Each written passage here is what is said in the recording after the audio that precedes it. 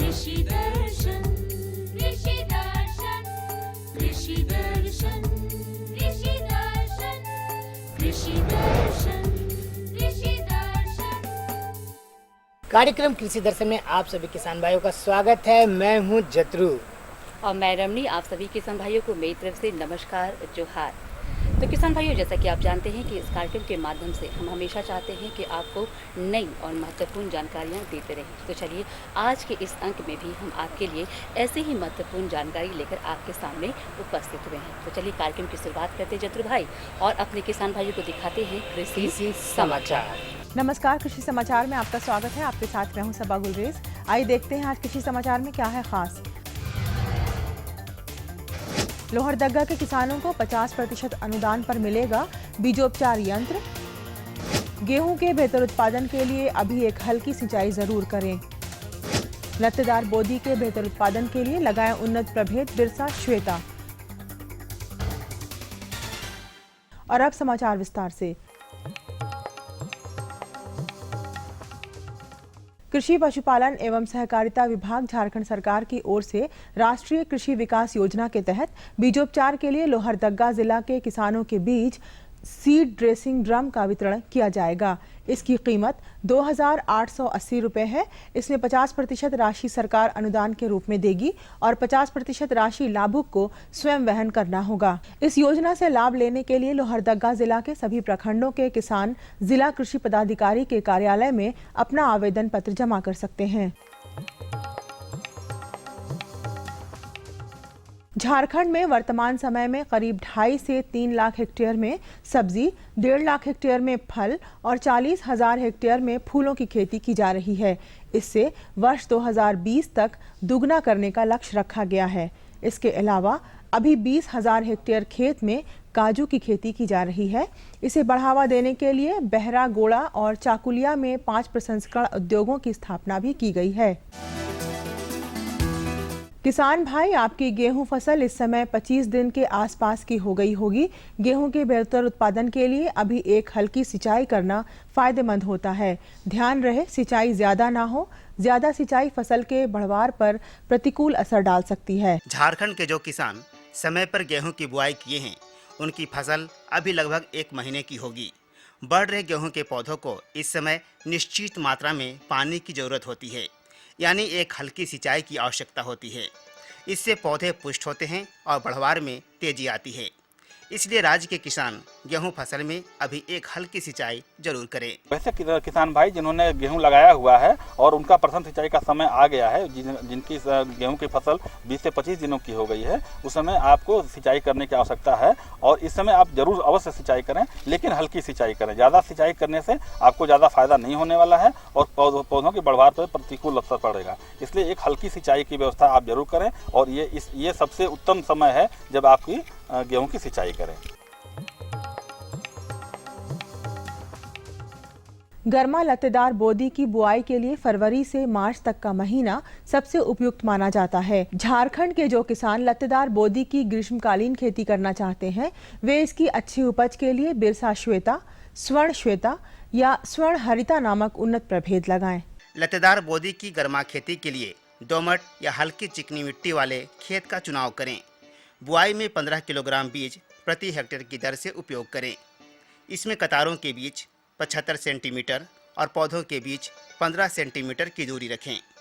किसान भाई, गर्मी के मौसम में की जाने वाली लत्तेदार बोदी की खेती से अच्छी उपज लेने के लिए बिरसा श्वेता, स्वर्ण श्वेता या स्वर्ण हरिता में से कोई भी उन्नत प्रभेद लगा सकते हैं। इनकी उपज क्षमता 100 से 150 क्विंटल प्रति हेक्टेयर है। व्हील हो एक ऐसा कृषि उपकरण है जिसकी सहायता से किसान भाई टाण खेत यानी ऊपरी जमीन में लगे फसल में निकौनी करने का काम कर सकते हैं। इसकी कार्य क्षमता 18 से 20 डेसिमिल प्रतिदिन है। आज हम जानेंगे बैगन फसल में लगने वाले फलछेदक कीट के रोकथाम के उपाय। बैगन फसल में यदि 5% से ज्यादा फलछेदक कीट का प्रकोप दिखे तो साइपरमेथ्रिन 25 ईसी दवा 200 ग्राम प्रति हेक्टेयर की दर से खेत में डालकर मिट्टी से ढक दें। इससे मिट्टी की उर्वरता भी बढ़ती है और फसल में रोग और कीट लगने का खतरा भी नहीं रहता है। और अब एक नजर राज्य के 5 प्रमुख शहरों के मौसम के मिजाज पर। आज राज्य के 5 प्रमुख नगरों के अधिकतम और न्यूनतम तापमान कुछ इस प्रकार दर्ज किए गए। रांची का अधिकतम तापमान 26 डिग्री सेल्सियस और न्यूनतम 11 डिग्री सेल्सियस। जमशेदपुर का अधिकतम तापमान 27 डिग्री सेल्सियस और न्यूनतम 13 डिग्री सेल्सियस। मेदिनीनगर का अधिकतम तापमान 26 डिग्री सेल्सियस और न्यूनतम 12 डिग्री सेल्सियस। देवघर का अधिकतम तापमान 23 डिग्री सेल्सियस और न्यूनतम 12 डिग्री सेल्सियस। वहीं धनबाद का अधिकतम तापमान 25 डिग्री सेल्सियस और न्यूनतम 11 डिग्री सेल्सियस दर्ज किया गया।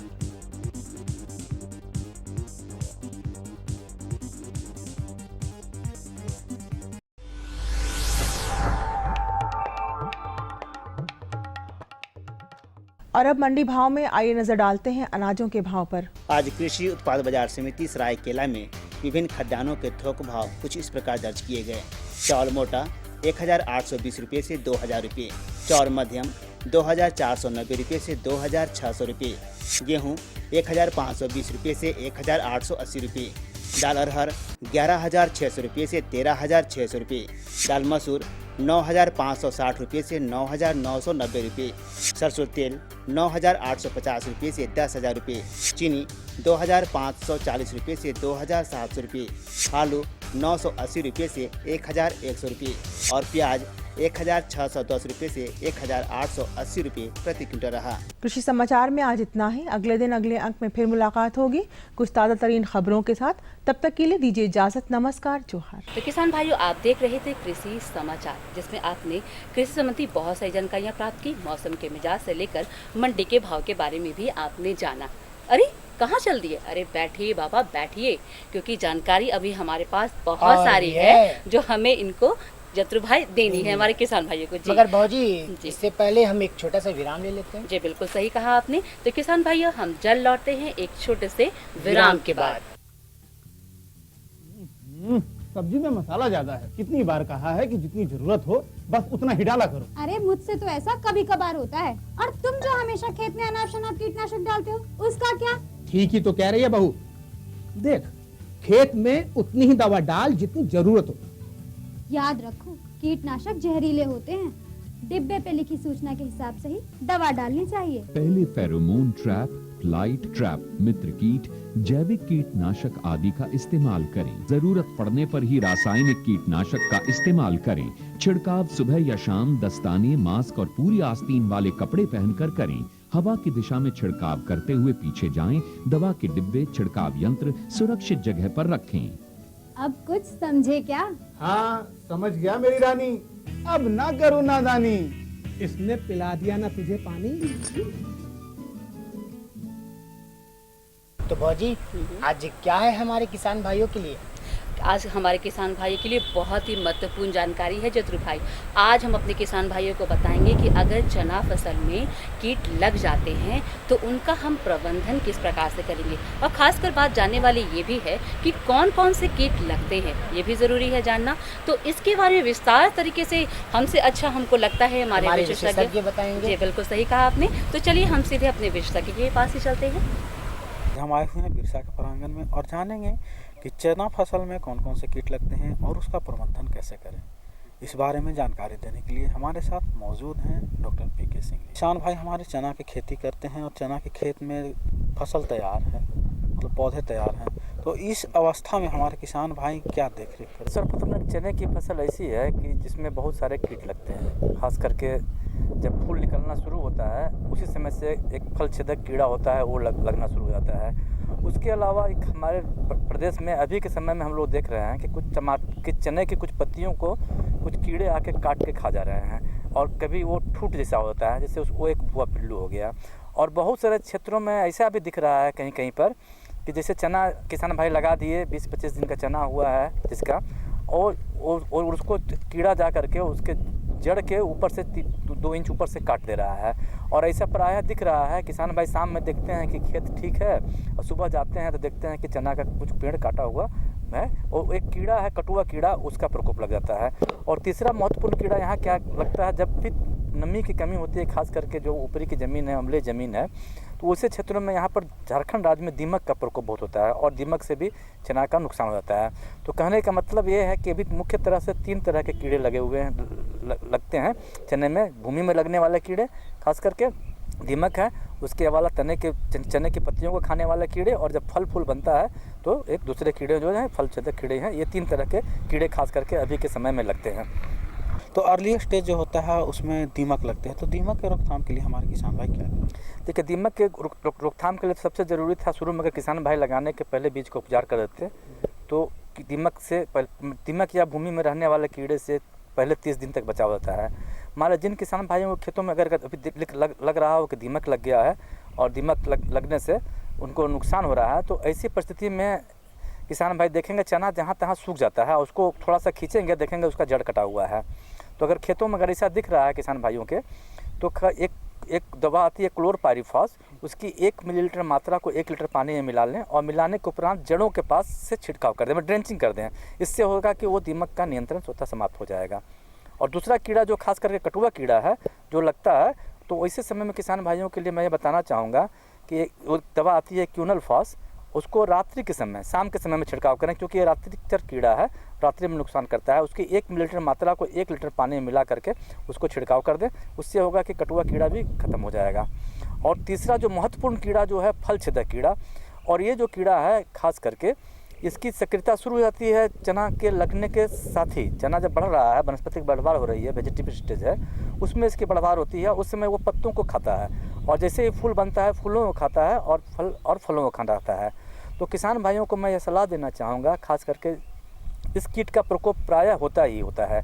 खास करके ये एक ऐसा कीड़ा है कि कई फलों को खाता है। तो ऐसी परिस्थितियों में किसान भाइयों को बोलना चाहूँगा, किसान भाई ये देखिए कि कीट लगा है कि नहीं लगा है। अगर चने की वनस्पतिक बढ़वार हो रही है तो उसमें आप देखेंगे कि कहीं कहीं पर चना के पत्तों को खा करके वो ठूट जैसा बना देता है, तो उससे भी पता लग जाएगा। नहीं तो सबसे सघन तरीका इसका आप जानने का ये है किसान भाइयों के लिए कि एक गंधपास आता है फेरोमोन ट्रैप्स, उसको आप खेतों में लगा दें और देखें कि प्रति हेक्टेयर 5 फेरोमोन में लगा देंगे, तो इससे आप किसान भाइयों को निर्णय लेने में सहूलियत हो जाएगी कि इस कीट का प्रकोप हो रहा है कि नहीं। और देखें कि प्रति रात गंधपास में अगर 5 कीट फंस रहा है तो इसका मतलब है किसान भाइयों को हमें दवा डालने की ज़रूरत है। तो इसलिए उसके लिए हमें दवा डालने की ज़रूरत होगी। तो जिन किसान भाइयों के यहाँ अगर यह प्रायः आता ही है, तो खास करके झारखंड राज्य में फूल निकलते समय ही ये सक्रिय होता है। तो अगर 50% फूल निकल गया हो किसान भाई, तो अपने खेत में बहुत अच्छा होगा कि नीम से निर्मित दवा का प्रयोग करें। अगर सब बहुत अच्छा है, नीम सीड कर्नल एक्सट्रैक्ट का छिड़काव करें। तो एक छिड़काव आप शुरू में कर दें अभी के समय में, और जैसे फल बनना शुरू होता है तब एक दवा आती है बाज़ार में उपलब्ध है, इंडाक्सोकार्ब, उसकी जो है 1 मिलीलीटर मात्रा को 2 लीटर पानी में मिला करके उसको फल बनने के जस्ट पहले उससे आप छिड़काव करेंगे, तो इससे फल छेदक समूह के कीड़ों से उसका बचाव हो जाएगा। अब हम जानना चाहेंगे कि झारखंड प्रदेश में अधिकतर जो ज़मीन हमारी है टाण ज़मीन है, और ऐसे में हमारे किसान भाई दलहन का प्रयोग बहुत ज़्यादा ही करते हैं, और ऐसे में चना लगाते हैं और चना एक व्यावसायिक खेती के रूप में भी प्रयोग करते हैं। तो हमारे किसान भाई जो खेती कर रहे हैं, चना खेत में लगा चुके हैं, और फल छेदक और जो भी कीड़े की बात आपने बताई, उसके अलावा और क्या हमारे किसान भाई देखभाल करें? और हमारे सुझाव किसान भाई सामूहिक रूप से लगाएं। ये बिरसा कृषि विश्वविद्यालय में उपलब्ध है ट्राइकोकार्ड, और उसको आप लगाएं। उसको लगाने का तरीका है कि उसको शाम के समय में ही ट्राइकोकार्ड के जो स्टम्प के आकार का टिकट जैसा होता है, उसमें मित्र कीट के अंडे होते हैं, चने के खेत में पत्तियों के नीचे के सामने लगा दें। उससे हमारे मित्र कीट निकलेंगे, और जो दुश्मन कीड़े हैं खास के फल छेदक समूह का कीड़ा है, उसके अंडे को मार कर नुकसान कर देंगे। तो इससे भी बहुत बचाव हो जाता है। और जैसा कि बताया कि मैं नीम सीड कर्नल एक्सट्रैक्ट जो होता है, जो है हमारे किसान भाई को मैं कहना चाहूँगा कि नीम का जो पेड़ है उनके जो बीज को अवश्य चुनने के बाद उसके छाया में सुखा करके उसको रख लें, और रखने के उपरांत उसे 1 किलो बीज का चूरा बना लें। चूरा बनाने के बाद उसे 20 लीटर पानी में मिला कर रात भर भिगोए, और भिगोने के ऊपर सुबह छान करके उसमें एक टिपॉल आता है, बाज़ार में उपलब्ध है, अगर नहीं मिलता है तो सस्ता वाला साबुन या सरफ मिला करके उससे आप छिड़काव करें। तो इससे भी होता है कि बहुत सारे कीट जो है भाग जाते हैं, अंडे नहीं देते हैं और ये मर जाते हैं। तो इस प्रकार से ये भी होगा, क्योंकि किसान भाई अभी लगा चुके हैं खेती। अगर पहले भी अगर इस तरह की भी विधि अपनाएं कि 10 लाइन चना के बाद 1 लाइन धनिया लगा दें, फिर 10 लाइन चना लगाएं, तो इससे भी बहुत सारे कीट का प्रकोप से बचा जा सकता है और किसान भाइयों को काफ़ी लाभ होता है। अब हम चलते चलते आपसे जानना चाहेंगे डॉक्टर साहब कि चना बहुत जोर शोर से हमारे किसान भाई खेती करते हैं झारखंड में, और ऐसे में नीम की तो आपने बात की ही, और क्या घरेलू उपचार हैं जिसके द्वारा हमारे कीट को प्रबंधन किया जाए? घरेलू उपचार में बहुत सारे उपचार हैं, खास करके अगर आप बीज बोने से लेकर के फसल के तैयार होने तक विभिन्न विधियों को आप सही ढंग से करें तो काफ़ी होता है। जैसे मैंने बताया कि कटुआ कीट है कि चने को काट देता है, काट कर गिरा देता है, तो उसके लिए घरेलू उपाय में सबसे बढ़िया है ये भी एक उपाय है कि जब किसान भाई खेत में जब घास पात को निकाल दे, खेत को साफ रख दें, तो खेत को आप साफ रख देंगे तो बहुत सारे कीड़े दिखेंगे और हमारे जो परबच्छी चिड़ियाँ हैं आती खाती है उसको चुन लेती है, और किसान भाई घास को निकाल करके कहीं कहीं जहाँ यदा तदा खेत में रख देंगे और देखेंगे कि दिन के समय ये कीड़ा जो होता है कटुआ कीड़ा वो घास के नीचे छुपा रहता है, और ऐसी परिस्थितियों में उस कीड़े को आसानी से वहाँ से एक जगह से पकड़ करके भी मारा जा सकता है और उसे नष्ट किया जा सकता है। तो ये भी एक बहुत ही व्यवहारिक और घरेलू विधि है जिससे कि कटुआ कीट का भी नियंत्रण हो जाता है। तो उम्मीद है कि आप इनका उपयोग करेंगे और अपने फसल को बचाएंगे। डॉक्टर साहब, आप हमारे इस कार्यक्रम में आए और इतनी अच्छी और महत्वपूर्ण जानकारियाँ हमारे किसान भाइयों को दी, इसके लिए आपका बहुत बहुत नमस्कार। जोहार किसान भाइयों को। तो जत्रु भाई कैसी लगी जानकारी? जानकारी तो बहुत ही अच्छी थी भौजी, और हमारे डॉक्टर साहब पीके सिंह जी इतने अच्छे से बताएं कि चने के फसल में यदि कोई कीट लग जाए तो उसका देखभाल हम कैसे करेंगे। जी बिल्कुल सही जानकारी कहा, बहुत अच्छी थी। जी बिल्कुल सही कहा आपने। तो अभी जानकारियाँ हमारे किसान भाई बहुत सारी हैं, तो आप कहीं मत जाइएगा, हम जल्द लौटते हैं एक छोटे से विराम के बाद।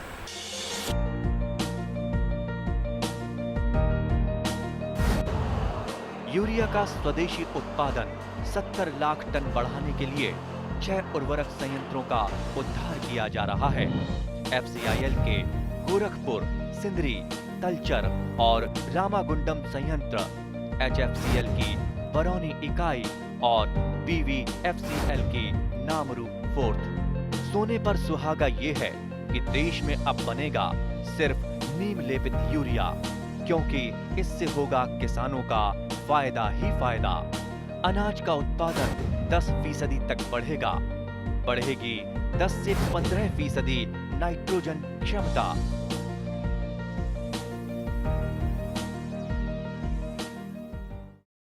तो किसान भाइयों, चलिए हम अपने जत्रु भाई से ये पूछ लें कि आगे ये कौन सी महत्वपूर्ण जानकारियाँ आपको देना चाहते हैं। तो जत्रु भाई बता दीजिए कौन सी जानकारियाँ दे रहे हैं।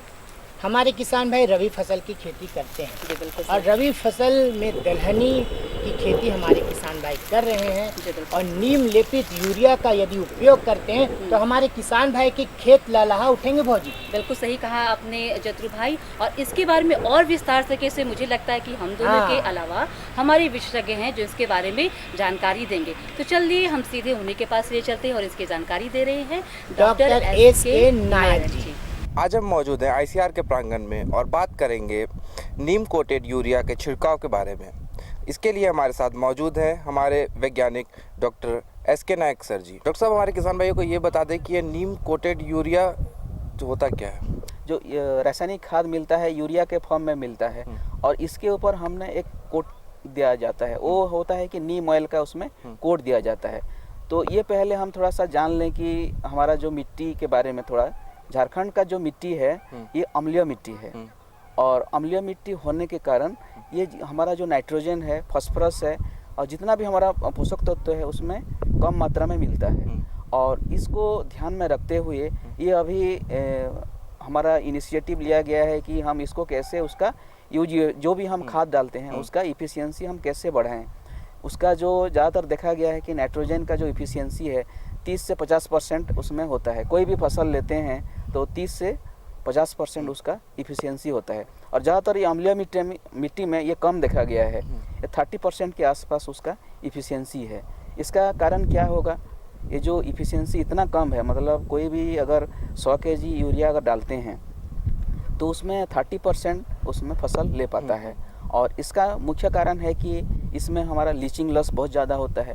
यहाँ का मिट्टी ऐसा है कि उसमें बालुई मिट्टी है और ये अम्लीय मिट्टी है, उसके चलते जो भी खाद डालते हैं, यूरिया खाद डालते हैं, वो क्या होता है, वो लीचिंग में चला जाता है, उसके चलते ये हमारा जितना पौधा को मिलना चाहिए नहीं हो पाता है। दूसरा कारण हो जाता है कि उसमें फिक्सेशन होता है, जैसे है कि यहाँ जो भी हमारा क्ले है इसमें अम्लीय मिट्टी में काउलिनाइट टाइप का एक क्ले में है, उसके चलते क्या होता है ये अमोनियम जो एक चीज़ हम बता दें, पौधा के लिए नाइट्रेट जो नाइट्रोजन चाहिए वो क्या किस फॉर्म में, दो फॉर्म में लेता है। एक तो होता है नाइट्रेट फॉर्म में लेता है और अमोनियम, और जो यूरिया में है अमोनियम नाइट्रोजन होता है। और अमोनियम नाइट्रोजन क्या होता है, वो मिट्टी में बन जाता है, उसके चलते इसका कमी दिखता है। तीसरा हुआ कि उसमें वोलेटिलाइजेशन लॉस होता है, मतलब ये जो यूरिया खाद डालते हैं वो नाइट्रोजन के हिसाब से एटमॉस्फेयर में वो चला जाता है। तो इसको डॉक्टर साहब आपसे जानना चाहेंगे कि ये दलहनी फसलों में इसका छिड़काव से हमारे किसान भाइयों को क्या प्रभाव पड़ सकता है? हाँ, ये जो मैंने बताया कि नाइट्रोजन दलहनी फसल के लिए बहुत ज़रूरी होता है, तो ये जो हमारा अम्लीय मिट्टी में उसमें बहुत सारा लॉसेस है, उसको लॉस को चेक करने के लिए हमें ये जितना भी कोटिंग उसमें देना पड़ता है। ये कोटिंग ऐसा करना पड़ेगा कि जो भी आप खाद खरीदते हैं किसान भाइयों, यूरिया जो खाद खरीदते हैं उसमें एक नीम ऑयल का उसमें एक करके उसमें एक छायादार प्लेस में नीम ऑयल उसमें छिड़काव करके उसमें डाल के अच्छा दोनों हाथ में उसको मिला के और उसको स्प्रेड किया जाता है छायादार स्थान में। स्प्रेड करने के बाद फिर हम उसमें मिट्टी में उसको डालने, उसमें कोई इतना टेक्निक नहीं है, खाली उसमें नीम ऑयल आपको मिलाना होगा। और नीम ऑयल का एक ऐसा देखना होगा कि ये जो गोला गोला होता है यूरिया का जो उसका दाना होता है उसमें आप देख लीजिए कि उसका ऑयल का एक लेप चारों तरफ हो जाए, बस उसमें नीम कोट हो जाएगा। और उसको आधा घंटा उसमें सुखा देना होगा, उसमें जो आधा घंटा 1 घंटा उसमें छायादार स्थान में करने के बाद फिर हम उसमें सोइंग कर सकते हैं। और दलहनी फसल में नाइट्रोजन का ज़रूरत पड़ता है, जैसे है कि दलहनी फसल में और एक चीज़ है कि जो राइजोबियम होता है, राइजोबियम क्या करता है, उसमें एक बैक्टीरिया है, वो लाभदायक बैक्टीरिया है, वो वायुमंडल से नाइट्रोजन लेता है और फिक्स करता है। और ये हम नीम कोटेड यूरिया अगर डालते हैं तो इसमें क्या होगा, मिट्टी में डालने के बाद इसमें धीरे धीरे पौधा के पास पहुंचेगा। और एक कंपेयर टू अगर हम कंपेयर करते हैं तो खाली बिना नीम कोटेड यूरिया और नीम कोटेड यूरिया से अगर कंपेयर करते हैं तो इसमें हमारा 60% तक उसका इफ़िशियंसी उसमें बढ़ता है। और इससे बढ़ने का कारण ये है कि उसमें स्लो रिलीज होता है, जो भी पोषक तत्व होता है वो जो घुलनशील का जो मात्रा है, जैसे यूरिया आप डालते हैं तो तुरंत घुलनशील हो जाता है मिट्टी, और नीम कोटेड यूरिया डालने से क्या होगा, ये घुलनशील धीरे धीरे होता है, धीरे धीरे होता है। पौधा के बढ़वार के हिसाब से उसमें जैसे बढ़ता है धीरे धीरे उसका रिक्वायरमेंट पूरा होता है। जैसे हम आदमी अगर कोई भी आदमी को दे देते हैं कि छोटा बच्चा है कि आप ले लीजिए 1 kg का चावल उसको भात खाइए, उसमें तो नहीं हो पाता है। तो इसमें ऐसा होता है कि बिना यूरिया वाला जो होता है, बिना नीम कोटेड यूरिया होता है, क्या मिट्टी में एक बार डाल देंगे तो उसमें पौधा उसमें नहीं ले पाता है। अगर हम नीम कोटेड करते हैं तो ये स्लोली अवेलेबल होता है और धीरे धीरे धीरे धीरे एज पर उसका जो ग्रोथ होता है उसी हिसाब से उसको मिलते जाता है। और स्पेशल ये देखा गया है कि नाइट्रोजन दलहनी फसल में काफ़ी उसका महत्वपूर्ण होता है, और ये प्रोटीन में उसका बढ़वार होता है। जो पल्सेस का जो हम बात करते हैं, प्रोटीन की जो मात्रा है, क्योंकि अभी देखा गया है कि यहाँ का जो मिट्टी में नाइट्रोजन के कम के चलते प्रोटीन की मात्रा हमारा जितना भी है पल्सेस जो वेजिटेबल्स है या कोई भी है उसमें दलहनी फसल होता है तो उसमें कम मात्रा में देखा गया है। और उसके चलते हमारा प्रोटीन की मात्रा है, जैसे हम ह्यूमन बीइंग को प्रोटीन की जो मात्रा है उतना भरपाई नहीं हो पा रहा है।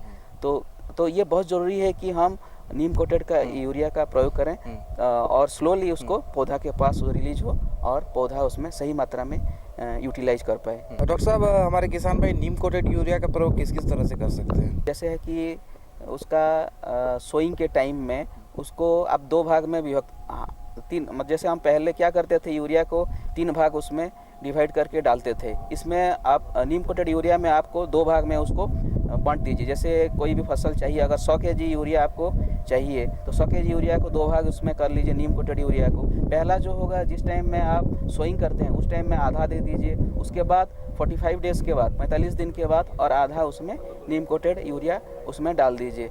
तो ये क्या होगा, ये पूरे फसल चक्र में उसका नाइट्रोजन का जो ज़रूरत है वो पूर्ति होगा। किसान भाइयों, आपने देखा डॉक्टर साहब ने आपको नीम कोटेड यूरिया के छिड़काव के बारे में कितनी महत्वपूर्ण जानकारी बताई।